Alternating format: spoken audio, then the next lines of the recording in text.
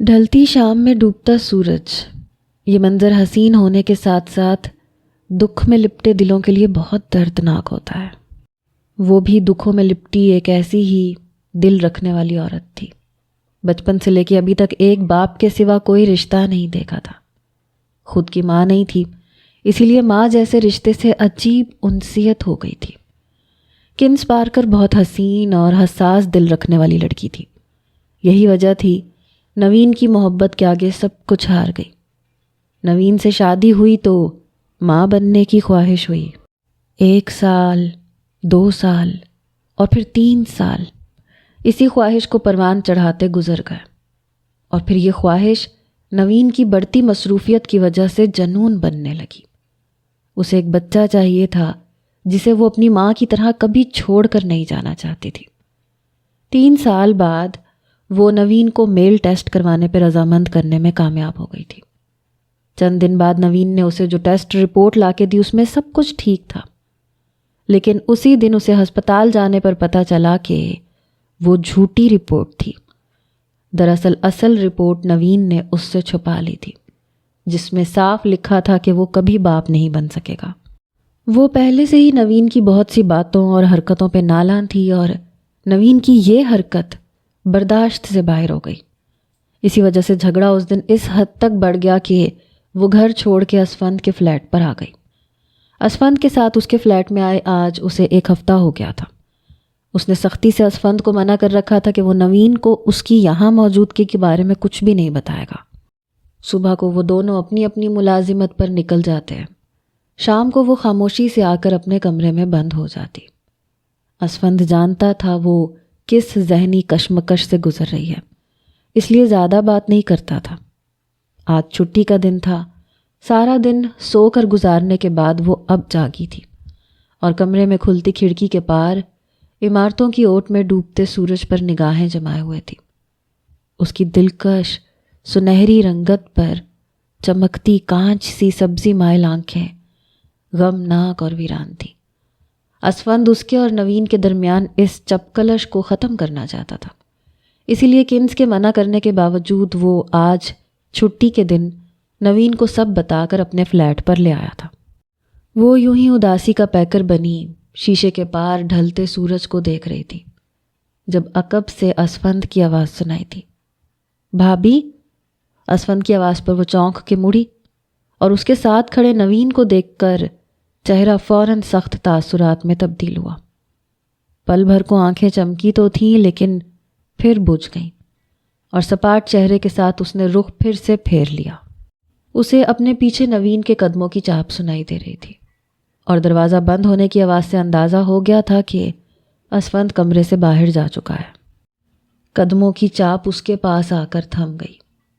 وہ نوین کو اپنے پیچھے محسوس کر سکتی تھی، جس نے کچھ کہنے کے بجائے ہمیشہ کی طرح نرماہٹ سے اس کی کمر کے گرد اپنے دونوں بازو حائل کیے تھے اور اس کے کندھے پہ تھوڑی ٹکا دی۔ چلو گھر چلتے ہیں۔ محبت میں ڈوبا لہجہ۔ کنز نے کرب سے آنکھیں بند کی۔ یہ لہجہ اور یہ قربت وہ کتنے مہینوں بعد محسوس کر رہی تھی۔ ایک لمحے کو دل چاہا پلٹے اور اس سے لپٹ کے کہہ دے، ہاں چلو۔ اس نے دھیرے سے آنکھیں کھولیں۔ کون سا گھر نوین؟ وہ گھر جس سے تم نے مجھے خود نکل جانے کا کہا تھا۔ اداس لہجہ تھا۔ وہ اب بھی کھڑکی کے پار دیکھ رہی تھی۔ نوین نے چند سیکنڈ کی خاموشی کے بعد گہری سانس لی۔ مجھے معاف کر دو، میں گھبرا گیا تھا کہ اگر تمہیں یہ بات پتہ چلی کہ میں باپ نہیں بن سکتا تو تم شاید مجھے چھوڑ دو گی، اسی لیے وہ رپورٹ چھپا دی تھی۔ خفت بھرے لہجے میں وہ اپنی غلطی کا اعتراف کر رہا تھا۔ کنز نے کوئی جواب نہیں دیا۔ نوین نے اسے کندھوں سے تھام کر محبت سے اس کا رخ اپنی طرف موڑا۔ تمہیں بچہ چاہیے نا؟ ہم بچہ گود لے لیں گے۔ اس نے پرجوش لہجے میں پریشانی کا حل پیش کیا۔ کنز نے جھکی نگاہیں اٹھائیں اور اس کی کھلی آنکھوں میں حیرت سے گاڑ دیں۔ نوین، مجھے بچے کی اتنی خواہش نہیں ہے کہ میں تمہاری اس رپورٹ کو دیکھ کر تمہیں چھوڑنے کا فیصلہ کر لیتی۔ میں بچے کے بنا بھی تمہارے ساتھ زندگی گزار سکتی ہوں۔ مجھے دکھ تھا تو تمہارے جھوٹ بولنے کا، مجھے دھوکہ دینے کا، اور یہ کوئی پہلی مرتبہ تو نہیں تھا۔ تم اس سے پہلے اپنے کام کے معاملے میں بھی میرے ساتھ یہی سب کچھ کر چکے ہو۔ میں آج بھی تم سے محبت کرتی ہوں، تمہارے ساتھ جانے کے لیے تیار ہوں، لیکن اس کے لیے تمہیں میری دوسری شرط ماننا ہوگی۔ بولو، مانو گے؟ کون سی شرط؟ انجان بن کے پوچھا۔ وہ صرف خفگی سے گھور کے دیکھنے لگی۔ وہ سب جانتے ہوئے بھی انجان بن رہا تھا۔ وہ بنا کچھ بولے بس خاموشی سے گھورتی رہی۔ وہ کنس کی خاموشی پہ گہری سانس لیتے ہوئے اس کے کندھوں کو چھوڑ کے پیچھے ہوا۔ دیکھو کنزی، وہ میں نہیں چھوڑ سکتا۔ مجھے چھوڑ سکتے ہو۔ بے تاثر لہجہ اور 2 ٹوک لہجہ تھا۔ تم خود کو اس کے برابر کیوں لا رہی ہو؟ تمہیں پتہ ہے نا وہ سب کچھ میں صرف اور صرف ہمارے اچھے مستقبل کے لیے کر رہا ہوں۔ وہ اچھا مستقبل؟ دلگیر لہجے میں حیرت سے بھویں سکیڑے وہ اس پہ غصہ کر رہی تھی۔ بھیانک مستقبل کہو نوین، یہ سب ایک دن ہمارا سکون غارت کر دیں گے۔ میں اب واپس نہیں پلٹ سکتا۔ مطلب تم مجھے چھوڑ سکتے ہو؟ میں نے یہ کب کہا؟ وہ جھنجھلا کے سر کو دونوں ہاتھوں میں جکڑ چکا تھا۔ تم وہ سب نہیں چھوڑ سکتے، اس کا مطلب یہی ہے نوی کہ تم مجھے چھوڑ سکتے ہو۔ میں اب اور برداشت نہیں کر سکتی۔ وہ خوف میں لپٹی زندگی ہے، مزید اس زندگی میں جینا میرا دم گھوٹنے جیسا ہے۔ اس سے اچھا ہے تم خود میرا گلا دبا دو۔ وہ اس کی خود سے چراتی نگاہوں میں جھانکنے کی کوشش کرتے ہوئے بات مکمل کر رہی تھی۔ نوین اب کمر پر ہاتھ رکھے کھڑکی کے پار پھیلتے اندھیرے کو دیکھ رہا تھا۔ یہ اندھیرا اس کے وجود کو بھی گھیر رہا تھا۔ نوین، تمہیں کھونے کا ڈر پل پل مجھے مار رہا ہے۔ روز رات کو یوں لگتا ہے تم واپس نہیں آؤ گے۔ روز صبح کو تمہاری اور میری زندگی کی آخری صبح لگتی ہے۔ مجھے کچھ نہیں ہوگا اگر تم میرے ساتھ رہو گی۔ نوین نے کھڑکی پر سے نگاہ ہٹائیں اور اس کی طرف دیکھا، جس کی رنگت اس وقت سنہری سے سرخ ہو رہی تھی۔ تمہیں نہیں نوین، لیکن مجھے کچھ ہو جائے گا، چڑ کے برجستہ جواب دیا۔ نوین کے جبڑوں پر ہلکی سی سختی واضح ہوتے دیکھ کر وہ تھوڑا سا نرم ہوئی۔ نوین، مجھے کچھ نہیں چاہیے، صرف تم چاہیے ہو۔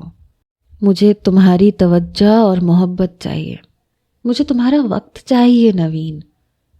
وقت، محبت، یہ سب تمہیں زندگی کی آسائشیں نہیں دے سکیں گے۔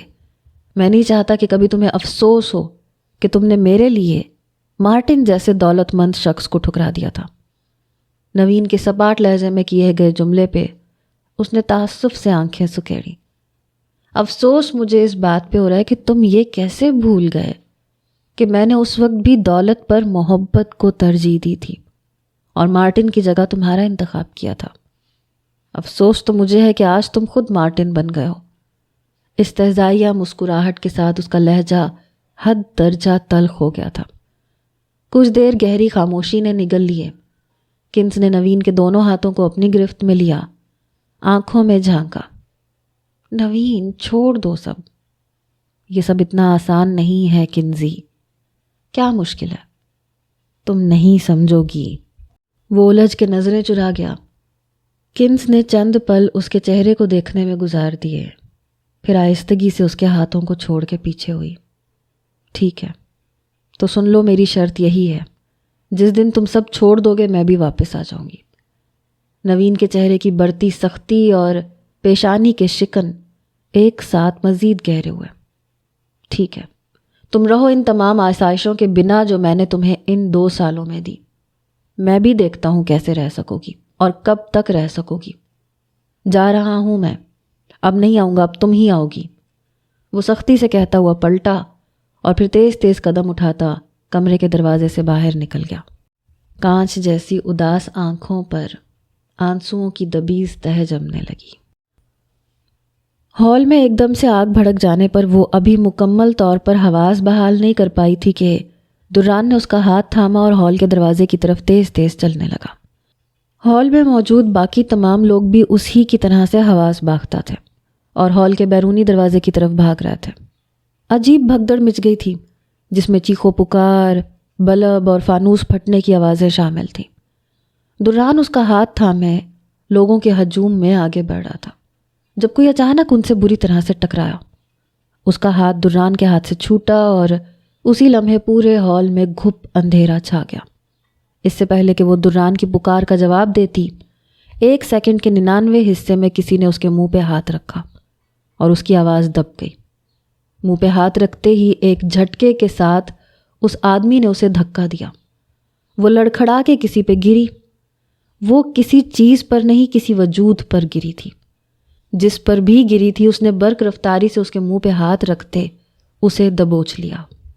ایسا محسوس ہوا تھا جیسے وہ کسی باکس میں کسی کے اوپر گری ہے جو پہلے سے ہی اس باکس میں لیٹا تھا۔ اس کے گرتے ہی باکس کا ڈھکن بند ہو گیا۔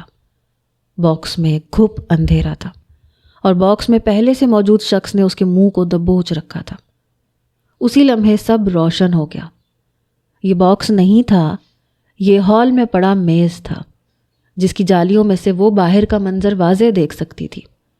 اس کے نیچے موجود آدمی نے اسے اس طرح سے جکڑ رکھا تھا کہ وہ ہل بھی نہیں پا رہی تھی۔ دران پریشان حال میز سے کچھ دوری پر کھڑا ارد گرد دیکھ رہا تھا۔ پھر وہ حیرت سے پھٹی آنکھوں کے ساتھ بوکھلا کر اسے آوازیں دینے لگا۔ اسے دران نظر آ رہا تھا لیکن اس وقت وہ بے بسی کی انتہا پر تھی۔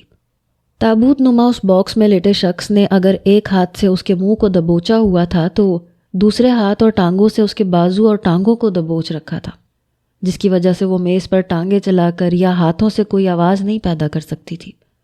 دران کے ساتھ اب انل بھی اسے پکار رہا تھا۔ ہال میں آگ مزید تیز ہو گئی تھی۔ کچھ ہی دیر بعد کچھ لوگ دران کو گھسیٹتے ہوئے ہال سے باہر لے جا رہے تھے۔ وہ اب اس کی نگاہوں سے اوجھل ہو گیا تھا۔ دران کے ہال سے باہر جاتے ہی کوئی میز کو تیزی سے گھسیٹ رہا تھا۔ میز کے نیچے شاید پہیے لگے تھے، اس لیے میز تیزی سے فرش پر ہال کے بیرونی دروازے کی مخالف سمت میں چل رہا تھا۔ 4 سے 5 منٹ کے بعد میز کسی لفٹ میں تھا اور لفٹ نیچے جا رہی تھی۔ چند سیکنڈ کے بعد لفٹ کھلتے ہی کسی نے برق رفتاری سے اس باکس نما میز کو اوپر سے کھولا۔ جویریہ نے پھٹی نگاہوں سے دیکھا۔ 3 آدمی باکس پہ جھکے ہوئے تھے۔ ان میں سے 2 نے جھپٹ کر اسے باکس میں سے نکالا اور اس سے پہلے کہ وہ چیختی تیزی سے اس کے منہ پر پٹی باندھ دی گئی۔ یہ ہوٹل کے تہہ خانے میں بنی پارکنگ تھی۔ ان 4 آدمیوں نے چند سیکنڈ میں اس کے ہاتھ پاؤں باندھنے کے بعد اس کی آنکھوں پہ بھی سیاہ پٹی باندھ دی تھی۔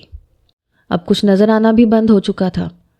اس کے خوف سے کانپتے وجود کو ایک جھٹکے سے کسی نے اوپر اٹھایا اور پھر وہ کسی کے کندھے پہ تھی جس نے اس کی ٹانگوں کو اپنے ہاتھوں سے قابو کر رکھا تھا۔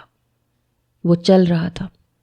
چند قدم چلنے کے بعد اس آدمی نے اسے پٹخا اور پھر ایک دھماکے کی آواز تھی جیسے کار کی ڈگی بند ہوئی ہو۔ اب وہ ہل نہیں پا رہی تھی اور کار ریورس ہو رہی تھی۔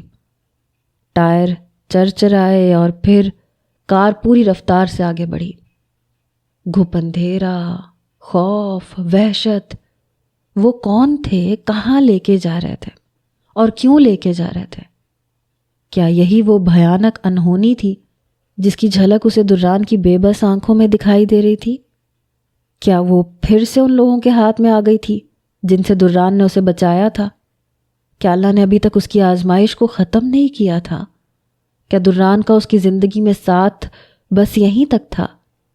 ان گنت سوال ذہن کی دیواروں میں ہتھوڑوں کی طرح برس رہے تھے۔ تیزی سے چلتی کار اس کے دل میں خوف اور بڑھا رہی تھی۔ آنکھوں کے سامنے بار بار وہ آخری لمحہ گھوم رہا تھا جب ہال میں پریشان حال دران اسے پکار رہا تھا۔ دل شدت غم سے پھٹنے لگا۔ آنکھوں سے بے اختیار آنسو جاری ہوئے۔ کار چلتی جا رہی تھی۔ کار کے تیز چلنے کے باعث اس کا سر کسی چیز سے ٹکرا رہا تھا۔ چند منٹ کے بعد کار ایک جھٹکے سے رکی۔ کار کا دروازہ بند ہونے کی آواز تھی۔ وہ تیز تیز سانس لینے لگی۔ ڈگی کھلنے کی آواز کے ساتھ ہی کسی نے اس کے بازو کو دبوچا اور پھر سے کندھے پہ اٹھا لیا۔ کانوں میں تیز شور سنائی دے رہا تھا۔ یہ ہیلی کاپٹر کے پروں کے گھومنے کی آواز تھی۔ وہ جو کوئی بھی تھا اسے کندھے پہ لٹکائے اب تیز تیز چل رہا تھا۔ وہ یقیناً ہیلی کاپٹر کے قریب جا رہا تھا۔ آواز سے کان پھٹنے لگے تھے اور ہوا سے اس کے بال اڑ رہے تھے۔ وہ آدمی اب شاید ہیلی کاپٹر کی سیڑھیاں چڑھ رہا تھا۔ اب اس کے بازو کو کسی اور نے تھاما اور ایک جھٹکے سے اوپر کھینچ کر اسے سیٹ پر بٹھا دیا گیا۔ چلو چلو نکلو، کسی کے چیخنے کی آواز تھی۔ اسی لمحے پھڑپھڑاتے پروں والا ہیلی کاپٹر اوپر اٹھنے لگا۔ وہ مسلسل مزاحمت کر رہی تھی لیکن سب بیکار تھا، سب بے سود تھا۔ وہ اس وقت 2 آدمیوں کے بیچ میں بیٹھی تھی۔ 15 سے 20 منٹ کی اڑان کے بعد ہیلی کاپٹر کے نیچے اترنے کا احساس ہوا اور پھر اس کے ارد گرد بیٹھے آدمیوں نے دونوں اطراف سے اس کے بازو دبوچے اور گھسیٹتے ہوئے اب ہیلی کاپٹر سے اتار کر کہیں اور لے جا رہے تھے۔ یہاں بہت سردی کا احساس اور عجیب سی بدبو تھی، جیسے گلی سڑی چیزوں کی یا پھر مچھلیوں کی بدبو ہو۔ وہ دونوں آدمی اس کی مزاحمت کو ناکام بناتے اسے اپنے ساتھ چلا رہے تھے۔ چند قدم چلنے کے بعد ایک جھٹکے سے اسے روکا۔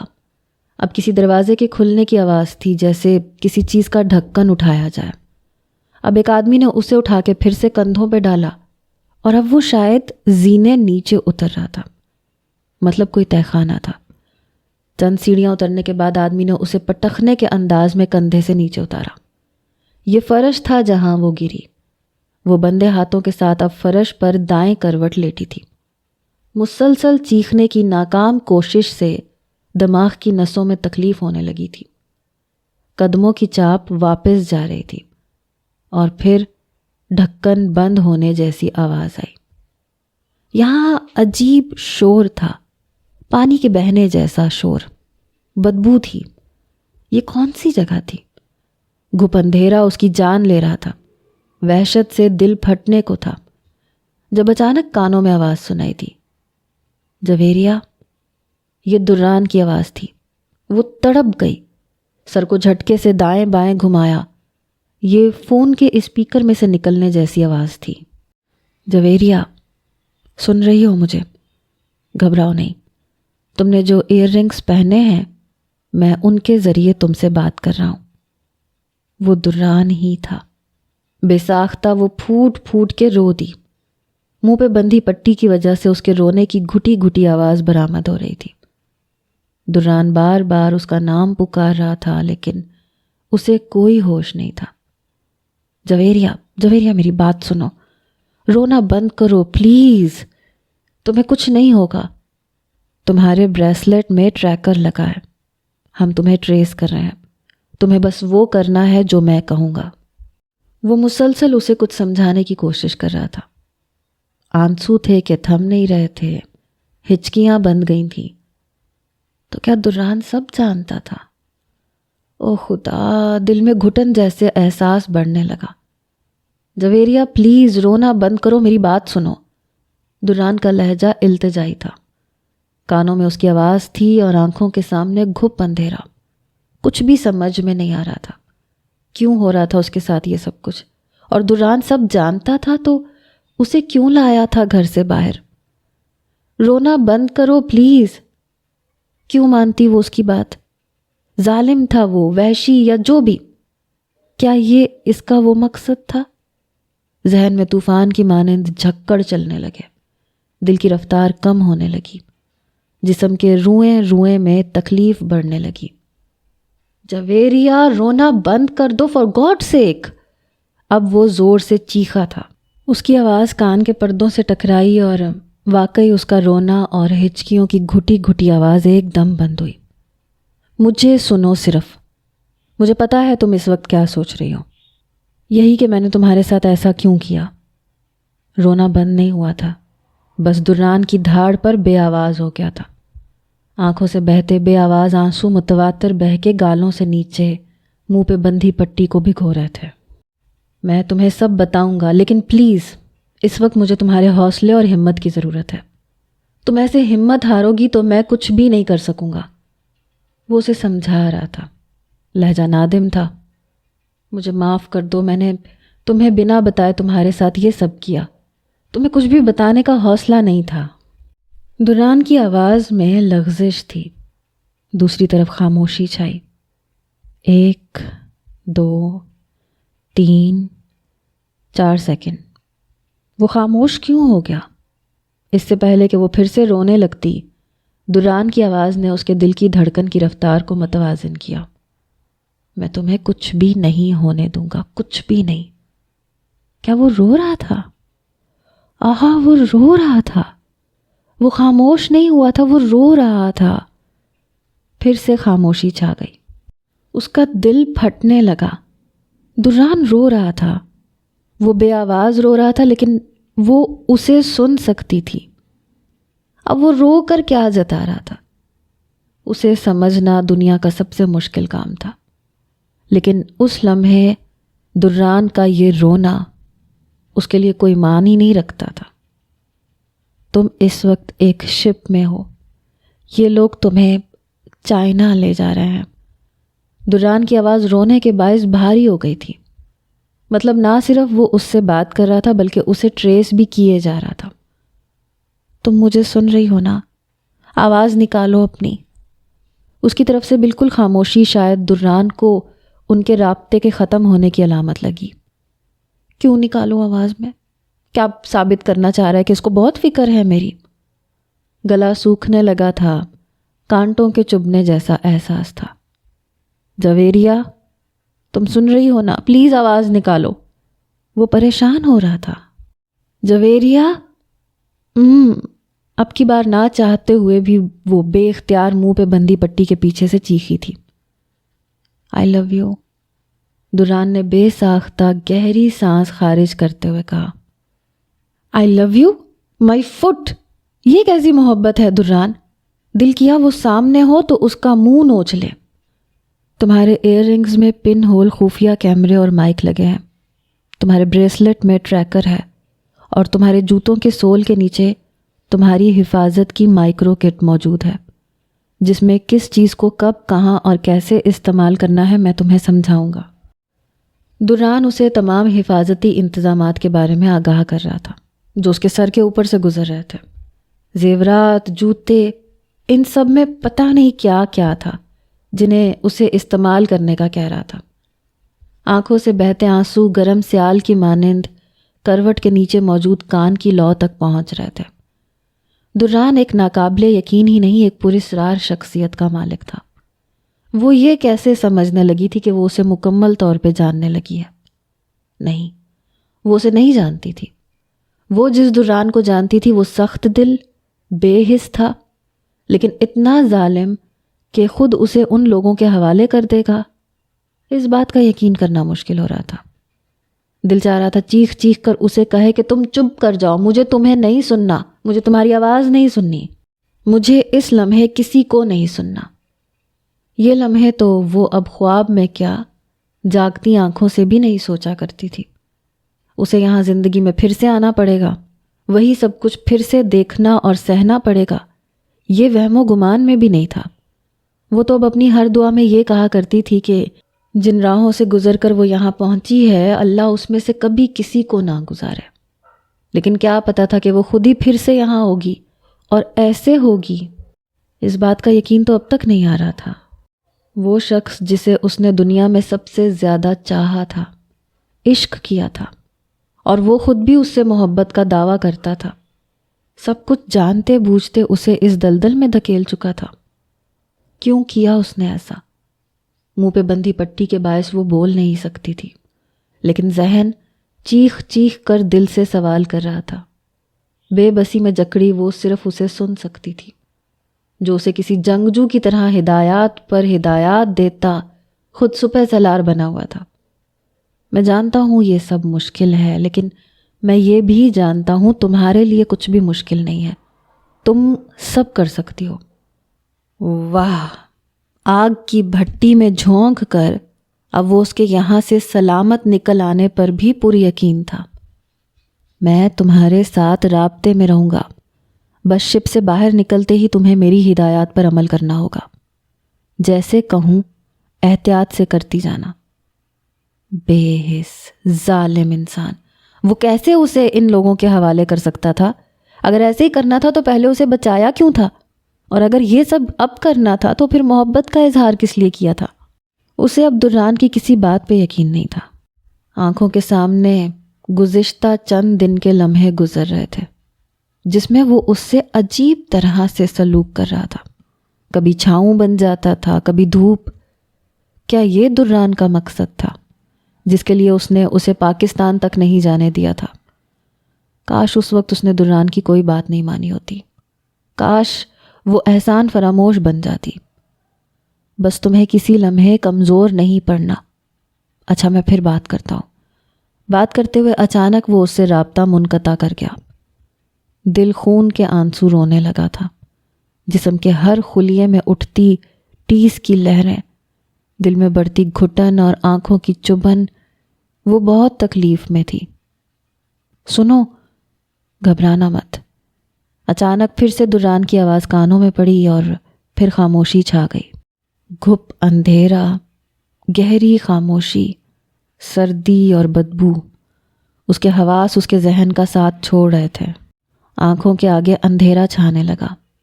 دران کے کہے آخری الفاظ بند ہوتی آنکھوں میں بار بار ذہن دہرا رہا تھا۔ سنو، گھبرانا مت۔ سیاہ پینٹ کوٹ کے نیچے سفید شرٹ اور سرخ ٹائی میں ملبوس وہ جہاز کی سیٹ کی پشت سے ٹیک لگائے بیٹھا تھا۔ گہری آنکھوں کی ویرانی اور چہرے پہ چھائی اداسی اس کے مضبوط جسم میں موجود ایک عدد خالص انسانی دل کی جذبات کی غماز تھی۔ وہ دل جسے وہ ہار چکا تھا۔ وہ عجیب اور ظالم نہیں تھا، بلکہ اس کی زندگی عجیب و غریب تھی۔ احمد بیگ صاحب نے اسے کہا تھا کہ خون کے اور دل کے رشتے زندگی جینے کا سبب بنتے ہیں۔ جویریہ سے محبت کو محسوس کرنے کے بعد اسے بھی یہ لگا تھا کہ وہ اب زندگی جینے لگے گا، لیکن وہ ایسا بدقسمت تھا کہ دل کا رشتہ جس سے جوڑا تھا اس سے سب سے گہرا رشتہ ہو کر بھی کوئی رشتہ ہی نہیں تھا۔ وہ ایک تحقیقاتی جاسوس اور فائٹر ایجنٹ تھا۔ جاسوسوں کو عام طور پر ان کی ملازمت کے بارے میں کسی کو بھی آگاہ کرنے کی اجازت نہیں ہوتی۔ اس سے ان کے وقار، کنبے یا ان کے دوستوں کے نقصان کا خطرہ ہوتا ہے۔ ISI کے آفیسرز عام طور پر کچھ کنبے کے افراد کو اپنی ملازمت کے بارے میں بتاتے ہیں۔ جہاں کام ہوتا ہے، خاص طور پہ ان کی اہلیہ، وہ اپنے کام کی ہر تفصیل پر تبادلہ خیال نہیں کر سکتے، لیکن یہ اس بات پر منحصر ہے کہ وہ کہاں کام کرتے ہیں اور وہ کام کس نوعیت کا ہے۔ لیکن یہاں معاملہ بالکل مختلف تھا۔ جویریہ اس کی بیوی ضرور بنی تھی، لیکن ایجنسی کی نظر میں یہ سب ان کے منصوبے اور تحقیق کا حصہ تھا۔ دران اسے سچے دل سے نہ صرف اپنی بیوی مان چکا تھا بلکہ اس سے محبت کرنے لگا تھا، لیکن ایجنسی ان سب چیزوں سے بے خبر تھی۔ جویریہ ان کے لیے ایک قیمتی مہرہ تھی، لیکن اس کی ہر طرح سے حفاظت کرنا اور زندہ سلامت وہاں سے نکالنا، یہ سب ان کی ذمہ داری تھی۔ یہ ایک خفیہ جنگ ہوتی ہے جس میں تمام کھیل دماغ سے اور چھپ چھپا کے کھیلا جاتا ہے۔ اس جنگ میں سامنے والے کو دھوکہ بھی دیا جاتا ہے اور اس کے ساتھ دوہرا کھیل بھی کھیلا جاتا ہے۔ در حقیقت یہ بہت حساس معاملہ ہوتا ہے، کیونکہ بظاہر تو یہ سب برے لوگوں کا اور جرائم پیشہ لوگوں کا کام لگ رہا ہوتا ہے جو پیش نظر آتے ہیں، لیکن اس کے پیچھے ایسے لوگوں کا ہاتھ اور سپورٹ ہوتی ہے جو ہلکی سی بھنک پر پل بھر میں صورتحال بدل سکتے ہیں۔ یہ لوگ اتنے طاقتور ہوتے ہیں کہ آپ ان کی بنیادیں نہیں ہلا سکتے، البتہ وہ آپ کو مسل کے رکھ سکتے ہیں۔ اس لیے اب ایجنسی کو ان کی بنیاد پر بنی اس عمارت کو گرانا تھا۔ ہاروے اور بروس اپنا کام کرنے کے بعد چھپ گئے تھے۔ ان کو لگ رہا تھا دران کی جویریہ کے لیے کھوج اس کو ان تک نہ پہنچا دے، اسی لیے وہ شیون کی ہدایات کے مطابق انڈر گراؤنڈ تھے۔ ان کی سوچ کے بالکل برعکس ایجنسی کو بھی اب ان سے پہلے ان کے باپ کو پکڑنا تھا، جس کا انہیں اور ان کے باپ شیون کو وہم و گمان بھی نہیں تھا کہ جویریہ کو ان تک مکمل تیاری کے بعد مہرہ بنا کے بھیجا گیا ہے۔ وہ اپنی طرف سے جویریہ کو نقل و حمل کے مختلف ذرائع تبدیل کرتے ہوئے لے کے جا رہے تھے تاکہ امریکن پولیس کسی صورت میں بھی ان تک نہ پہنچ سکے۔ لیکن دران نے جو ٹریکر چپ اور خفیہ کیمرے اس کے زیورات اور جوتوں میں نصب کیے تھے، ان سے نہ صرف وہ جویریہ کو ٹریس کر رہے تھے بلکہ اس کے کانوں میں موجود بالیوں کے اندر لگے پن ہول کیمرے سے سب کچھ دیکھ بھی رہے تھے۔ وہ لوگ اس بات سے بالکل انجان اب کچھ سفر کے بعد چند حساس جگہوں سے گزار کر جویریہ کو چلتی شپ سے ہی ہیلی کاپٹر کے ذریعے وہاں سے نکال کے اب چین کی طرف روانہ تھے۔ بیورلی ہلز میں یہ صبح عجیب بوجھل پن لیے ہوئے تھی۔ برہان اور روبی کے علاوہ درانگ ولاس کے تمام مکین پریشان تھے۔ برہان کی چھپی خوشی اس کی آنکھوں کی چمک میں اضافہ کر رہی تھی۔ سبرینا اپنی پریشانی کو اس سے چھپائے ہوئے تھی، کیونکہ دران نے اسے برہان پر کچھ بھی واضح کرنے سے منع کیا تھا۔ دران نے برہان کو کچھ بھی نہیں کہا تھا۔ وہ اس بات پہ حیران تھی، لیکن جویریہ کو یوں تقریب میں لے کر آنے پر ابھی تک نالاں تھی۔ برہان کی تقریب میں سے یوں جویریہ کا غائب ہو جانا ہالی ووڈ فلم نگری کی گرما گرم خبر بن گئی تھی۔ پورے میڈیا میں اس خبر نے تہلکہ مچا دیا تھا۔ ہر نیوز چینل پر یہ خبر چل رہی تھی۔ عجیب افواہیں تھیں جو ارد گرد سے اٹھ رہی تھیں۔ کوئی نہیں جانتا تھا جویریہ کہاں گئی ہے، لیکن سب کو جویریہ کے سابقہ شوہر پہ شک تھا۔ وہ شوہر جو دران نے فرضی طور پہ سب کے سامنے متعارف کروایا تھا، وہ شوہر جس سے بچا کے وہ جویریہ کو یہاں لایا تھا۔ امریکہ کی پولیس کا دھیان اس جھوٹی خبر پر رکھنا ضروری تھا۔ امریکہ پولیس نے مونٹاژ میں ہونے اس سانحے کی تحقیقات شروع کر دی تھی۔ ابھی بھی دران نے میڈیا کے سامنے الزام اس کے سابقہ نامعلوم شوہر پر عائد کیا تھا۔ سب لوگ دران کی اس بات کو سن کر اس پر یقین کر گئے تھے۔ نہیں یقین تھا تو انل کو نہیں تھا۔ دران ہمیشہ کی طرح اس دفعہ بھی اسے کوئی بات واضح نہیں بتا رہا تھا۔ وہ ہمیشہ کوئی بھی کام کرنے کے بعد اسے آگاہ کرتا تھا، اور اس دفعہ بھی ایسا ہی ہوا تھا۔ وہ الجھا ہوا تھا۔ کل تک تو دران جویریہ سے محبت کرنے کی خبر دے رہا تھا، اور پھر اچانک اسے سب کچھ جانتے بوجھتے ہوئے بھی تقریب میں لے گیا۔ دران کل رات ہی اس کو بنا بتائے چین کے لیے روانہ ہو چکا تھا، اور اب اس کے بار بار فون کرنے پر وہ اس کا فون نہیں اٹھا رہا تھا۔ چائنا پولیس نے جویریہ کے نامعلوم شوہر کے خلاف کارروائی کرنے کے لیے دران کو چین بلا لیا تھا۔ انل اس وقت درانگ ولاس کے لاؤنج میں بیٹھا تھا اور ہاتھ میں پکڑے فون کو بار بار کان سے لگا کے دران کے فون اٹھانے کا منتظر تھا۔ رات کس لمحے اس کی آنکھ لگی، اور اب جب وہ اٹھا تو پتہ چلا دران گھر پہ نہیں ہے۔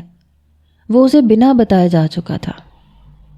اچانک موبائل پر پیغام کی آمد کی گھنٹی بجی۔ اس نے موبائل کو سیدھا کیا، آنکھوں کو اسکرین پر جمایا۔ یہ پیغام جیسکا کا تھا۔ انل اس دن سے اس کا فون نہیں اٹھا رہا تھا۔ وہ اسے ابھی تک بہت سے پیغامات بھیج چکی تھی۔ انل نے اسکرین کو چھوا۔ اسکرین پر اس کا بھیجا ہوا پیغام جگمگانے لگا۔ تم میرا فون کیوں نہیں اٹھا رہے ہو؟ ان گنت پیغام بس اسی سوال کے تھے، لیکن ابھی آنے والا پیغام ذرا طویل تھا۔ اس نے انگوٹھے کی مدد سے پیغام کو کھولا۔ دیکھو، اگر تم اس بات سے گھبرا گئے ہو کہ میں سب جاننے لگی ہوں اور میں تم پہ غصہ کروں گی، تو تم غلط ہو۔ میں ایسا کچھ بھی نہیں کروں گی۔ میں تم سے ملنا چاہتی ہوں۔ آج شام بیکری کے باہر میں تمہاری منتظر ہوں گی، جیسکا فرینک۔ انل نے گہری سانس خارج کی۔ دران اس کے بارے میں بھی تو اسے کچھ نہیں بتا کر گیا تھا کہ جیسکا کو کیا جواب دینا ہے۔ اس نے موبائل اسکرین کو بند کیا اور جیب میں رکھا، سر کو صوفے کی پشت سے ٹکا دیا۔ پچھلے مسلسل 2 گھنٹے سے چلتی گاڑی ایک جھٹکے سے رکی۔ وہ اس وقت اس گاڑی کی ڈگی میں بند تھی۔ گاڑی کے دروازے بند ہونے کی آواز کے بعد کسی نے ڈگی کھولی، اس کے بازو کو ایک جھٹکے سے کھینچ کے اسے ڈگی سے باہر نکالا۔ اتنے گھنٹوں کی طویل اور تھکا دینے والی مسافت کے بعد وہ اب جہاں بھی تھی وہاں کا درجہ حرارت امریکہ سے بالکل مختلف تھا۔ یہاں اتنی سردی نہیں تھی۔ اب کوئی اس کا بازو تھامے اسے زبردستی چلا رہا تھا، جبکہ اپنی دائیں طرف اسے کسی اور کے چلنے کا بھی احساس ہو رہا تھا۔ سیاہ پٹی سے اس کی آنکھیں بند تھیں اور منہ پہ بندھے کپڑے کی وجہ سے باتیں درد کرنے لگی تھیں۔ دران کا رات کے بعد اس سے کوئی رابطہ نہیں ہوا تھا۔ پتہ نہیں کتنے گھنٹے تو وہ بحری جہاز میں نیم بے ہوشی کے عالم میں رہی تھی۔ ہوش تب آیا تھا جب اسے بحری جہاز سے دوبارہ ہیلی کاپٹر میں منتقل کیا گیا۔ اس کے بعد ہیلی کاپٹر سے اتار کر 3 جگہ کار بدل کر وہ اب جا کر کہیں پہنچی تھی۔ وہ جہاں بھی تھی اسے چلتے ہوئے مسلسل 10 منٹ ہو چکے تھے۔ ایک دم سے کسی لفٹ کے اوپر جانے کا احساس ہوا، پھر کسی دروازے کے بند ہونے کی آواز تھی، اور ساتھ ہی ایک جھٹکے سے اس کی آنکھوں پہ سے پٹی ہٹا دی گئی۔ ایک دم سے سیاہ پٹی اترنے کی وجہ سے تیز روشنی نے اس کی آنکھوں کو چندیا دیا، اور جیسے اس نے موندی آنکھیں کھولیں، اوسان خطا ہوئے۔ یہ وہی جگہ تھی جسے اس نے جہنم کا نام دیا تھا۔ وہ پھر سے جہنم کی دہلیز پہ کھڑی تھی۔ اس کے ارد گرد سیاہ فام بڑے ڈیل ڈول کے آدمی کھڑے تھے۔ ان میں سے ایک پٹی اتار کر پھر سے اس کے بندھے بازو تھام کر آگے بڑھنے لگا۔ وہ روحانسی صورت بنائے ارد گرد دیکھ رہی تھی۔ ایک وقت تھا جب لیتا اسے یہاں لایا تھا، اور اب اسے پہنچانے والا دران تھا۔ آنکھوں کی سیاہ پتلیاں پھر سے آنسوؤں سے تر ہونے لگیں، دل کا بوجھ بڑھنے لگا۔ جویریہ، دران کی آواز تھی۔ آنسو لڑک کے آنکھ کی پتلی سے گال پہ بہہ گیا۔ دران کی اتنے گھنٹوں بعد یوں آواز سن کر گھبرا کے ساتھ چلتے آدمی کو دیکھا۔ یوں لگا جیسے اس نے بھی دران کی آواز سن لی ہو، لیکن ایسے نہیں تھا۔ وہ بے خبر اس کا بازو تھامے چل رہا تھا، اور اسی طرح اس کی دائیں طرف موجود دوسرا شخص ہاتھ میں بڑی سی بندوق تھامے چل رہا تھا۔ جویریہ، گھبراہٹ ظاہر مت کرو، تم مجھے سن رہی ہو اور میں یہ سب دیکھ رہا ہوں، جیسا کہوں بس ویسا کرو۔ دران کی آواز پر نہ چاہتے ہوئے بھی اسے حوصلہ ہوا تھا۔ ناراضگی اپنی جگہ، لیکن دل کو دران پہ یقین تھا کہ وہ اسے یہاں سے نکال لے گا۔ اس کا جو بھی مقصد تھا اس کے لیے وہ حامی بھر چکی تھی، اس لیے اس کے مقصد میں اس کا پوری طرح ساتھ دینا اب فرض تھا۔ ابھی چند قدم ہی آگے بڑھے تھے جب دران کی آواز پھر سے سنائی دی۔ سنو، اب پیٹ کے بل جھکو اور متلی آنے کی اداکاری کرو، پیٹ میں درد جیسی اداکاری۔ کیا؟ وہ اسے اداکاری کرنے کا کہہ رہا تھا؟ جویریہ نے گھبرا کے ساتھ چلتے آدمی کو دیکھا۔ وہ اس کی حالت سے بے نیاز چل رہے تھے۔ جلدی کرو، جھکو اور اداکاری کرو، ایسے جیسے تمہارا دل خراب ہو رہا ہے، تمہیں کیا آ رہی ہے، یا پھر پیٹ میں جیسے شدید درد ہو۔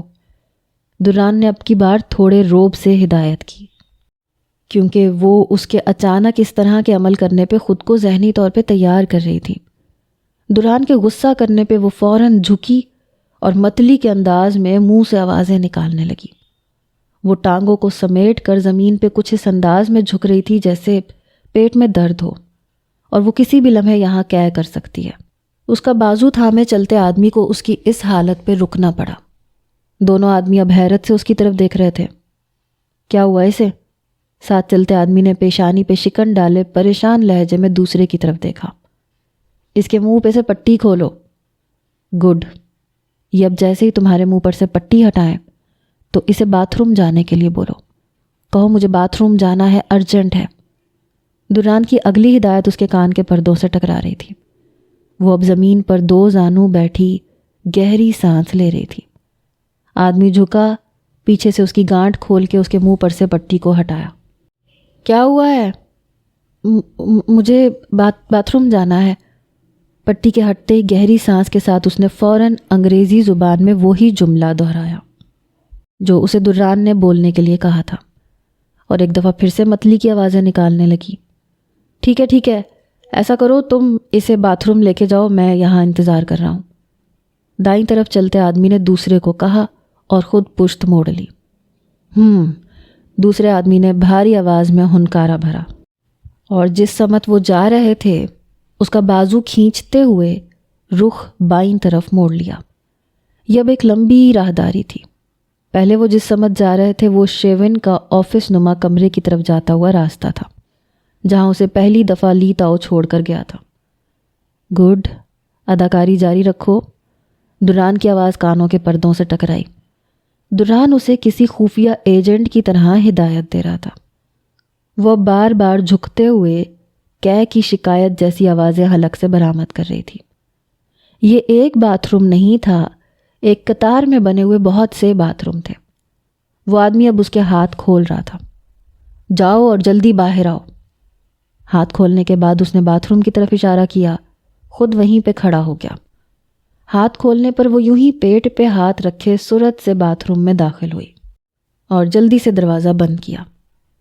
کچھ بھی بولنا مت، وہ باہر ہی کھڑا ہے، کسی کو بھی کسی قسم کا شک نہیں ہونا چاہیے۔ بار بار سیٹ شاور چلاتی رہو۔ دران کو کیسے پتہ تھا کہ وہ کچھ بولنے والی ہے؟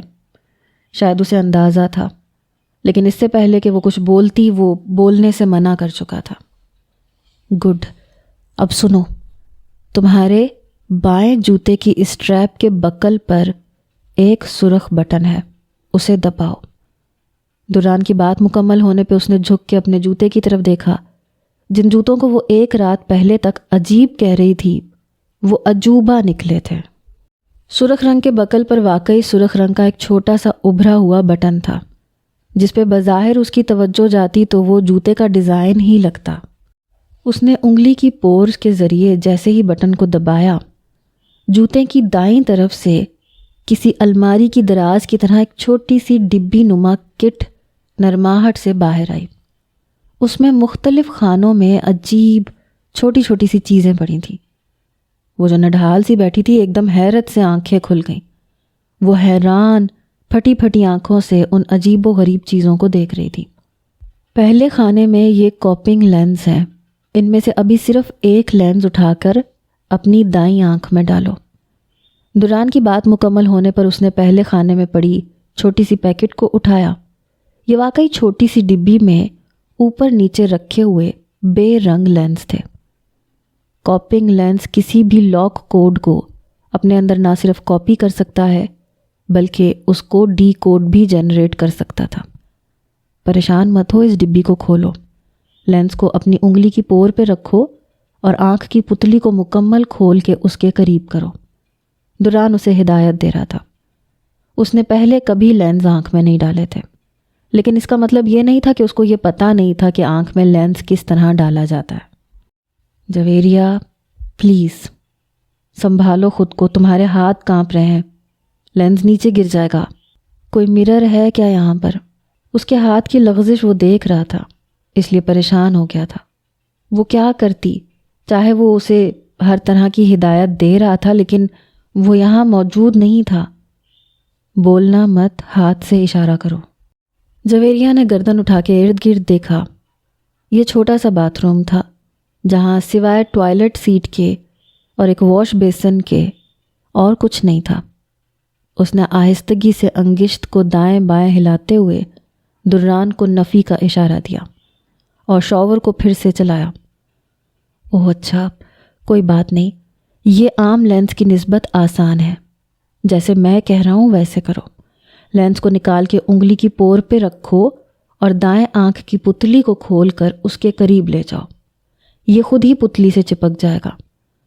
دران کی بات مکمل ہونے پہ اس نے کانپتے ہاتھوں سے ڈبی کو کھول کے اس میں سے لینس کو نکالا اور اپنی انگلی کی پور پہ رکھ کر جیسے ہی آنکھ کی پتلی کے نزدیک کیا، وہ واقعی پلک جھپکتے اس کی آنکھ کی پتلی سے چپک گیا۔ ایک پل کو اس نے آنکھ کو جھپکا لیکن اگلے ہی لمحے اسے سب صاف دکھائی دینے لگا۔ 1 منٹ رکو، ہاں ٹھیک ہے، اب ہو گیا ہے۔ دران کی آواز پر اس نے ہاتھ میں پکڑی ڈبی کو بند کیا۔ اوکے، اب یہاں دوسرے نمبر والے خانے میں ایک بہت چھوٹی مائکرو انجیکشن چپ پڑی ہے اور 1 عدد انگوٹھی ہے۔ وہ مائکرو نیڈل چپ کو انگوٹھی کے اوپر رکھو، احتیاط سے، نیڈل تمہارے ہاتھ میں نہیں چبھنی چاہیے۔ جویریہ نے سفید نگینے جیسی چپ کو اٹھایا۔ وہ سفید چمکتا نگینہ تھا لیکن اس پہ ابھار میں بہت باریک سوئیاں تھیں۔ اس نے دران کی ہدایت کے مطابق جیسے ہی نگینے کو اٹھا کر انگوٹھی کے اوپر رکھا جہاں پہلے سے ہی نگینے کے لیے جگہ کو چھوڑا گیا تھا، وہ چپ ایک ہلکی سی کلک کی آواز پر نگینے کی جگہ پر فٹ ہو گئی تھی۔ وہ آدمی اب دھاڑ دھاڑ سے دروازہ بجا رہا تھا اور باہر آنے کے لیے کہہ رہا تھا۔ اس انگوٹھی کو دائیں ہاتھ کی انگلی میں پہن لو۔ دران کی ہر بات وہ من و ان مان رہی تھی۔ اس وقت ذہن میں اس سب عجیب و غریب تیاری کو لے کے بہت سے سوال اٹھ رہے تھے، لیکن وہ دران سے کچھ بھی نہیں پوچھ سکتی تھی کیونکہ وہ صرف سن سکتی تھی، بول نہیں سکتی تھی۔ چلو ابھی جوتے کا اسٹریپ پھر سے دباؤ اور اس کٹ کو بند کر دو۔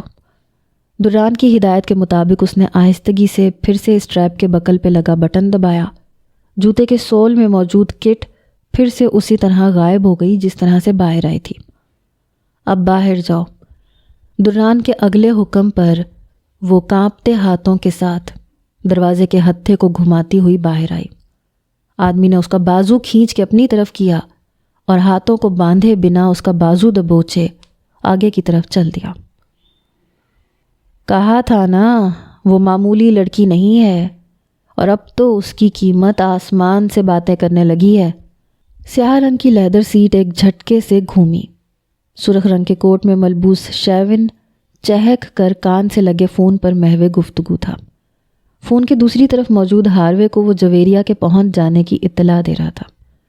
یہ اس کا آفس نما کمرہ تھا۔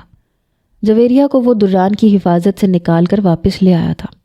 یہ بات اس کے چہکنے کا سبب نہیں تھی، بلکہ جویریہ کے یہاں پہنچنے سے پہلے ہی تمام خفیہ مافیا ڈیلرز اور امیر کبیر آدمیوں کی جویریہ کے لیے مانگ اس کو حیران کر گئی۔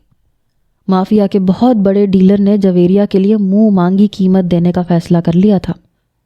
کل تک جس جویریہ کو وہ صرف اپنی انا کے لیے واپس لانا چاہتا تھا کہ وہ معمولی سا ہیرو کیسے اسے اس کے جال سے نکال کر لے اڑا، آج وہی لڑکی اس کے لیے ایک قیمتی اکا بن گئی تھی۔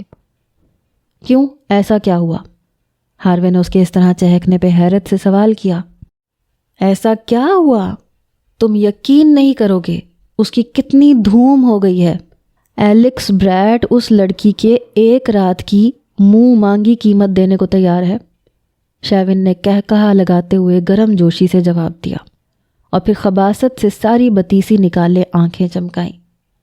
ایلکس ایک عیاش مگر کروڑ پتی آدمی تھا اور اس کی پیشکش نے شیون کے ہوش اڑا دیے تھے۔